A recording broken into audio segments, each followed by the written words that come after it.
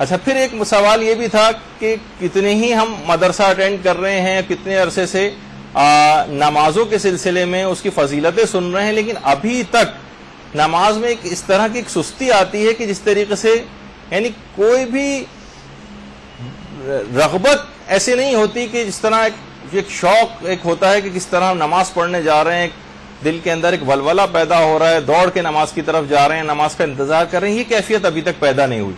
تو نماز میں جو سستی ہے اس کا کیا کیا جائے؟ تو دیکھیے اس کے لیے بھی یہ سوال آیت اللہ بہجت سے بھی پوچھا گیا تھا.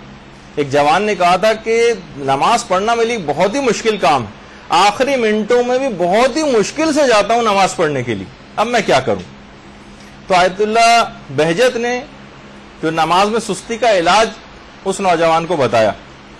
تو پہلا یہ 2 علاج بتائے، ویسے تو اور بھی بہت سارے لیکن کم سے کم 2 علاج. ایک تو فرمایا انہوں نے کہ قلل من شرب الماء، پانی کم سے کم پیا کرو. یہ بہت سے سارے افراد کو ہو سکتا ہے کہ آج کل کیونکہ میڈیکل سائنس آپ کو پتا ہے کہ وہ بہت زیادہ ہم لوگ اسی کو زیادہ اوتھینٹک اور حجت سمجھتے ہیں، اگرچہ بہت سی روایات میں بھی زیادہ پانی پینے کی ممانعت ہے، لیکن یہ کہ بہرحال لوگ کہتے ہیں کہ بھئی اب زیادہ سے زیادہ پانی پینا چاہیے اور روزانہ اتنے گلاس تو ضروری پانی پینا چاہیے. ہو سکتا ہے کچھ عرصے کے لیے جتنی سائنس نے اپنے اندر تیزی کے ساتھ نظریات تبدیل کیے ہیں اور کسی بھی علم نے شاید اتنی تیزی سے تبدیل نہیں کی. تو بہرحال قلل من شرب الماء یعنی پانی کو کم سے کم پیو.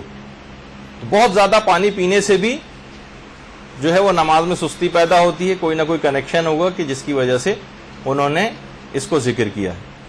دوسری چیز آیت اللہ بہجت نے اور فرمائی کہ قرآن کی ایک آیت ہے، بلکہ سورہ انعام کی آیت نمبر 133، وَرَبُّكَ الْغَنِي وَرَبُّكَ الْغَنِيُّ ذُو الرَّحْمَةِ.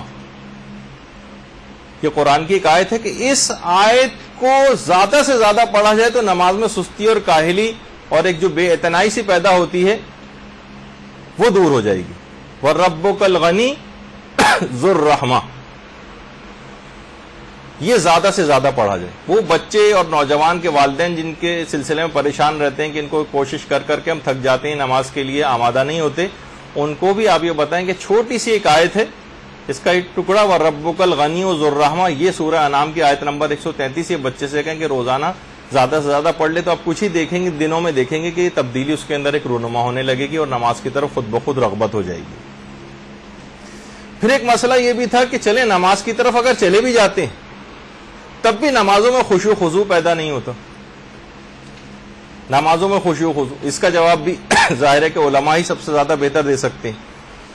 تو آیت اللہ بہجت نے اس کے بھی نمازوں میں خشوع خضوع کے لیے کیا کریں. ویسے جو بہت پرانا گروپ یہاں پہ بیٹھا ہوا ہے، نماز میں خشوع خضوع کے 35-40 طریقوں کے اوپر ہماری کلاس ہو چکی ہے. بہت اگرچہ اس کو 7-8 سال ہو گئے کلاس کو، لیکن یہ کہ انشاءاللہ آپ لوگوں کے لیے ذرا نئے انداز سے دوبارہ وہ کلاس لینی ہوگی تاکہ سب کے لیے پھر فائدہ مند اور کارآمد ہو جائے. اس میں پریکٹیکل طریقے ہم ذکر کریں گے کہ نمازوں میں ہم خشوع خضوع کیسے پیدا کریں. آیت اللہ بہجت کے صرف 2 طریقے آج انہوں نے فرمایا کہ ایک تو امام زمانہ علیہ السلام سے توسل حقیقی پیدا کریں، اللہم صلی علی محمد وعلی محمد،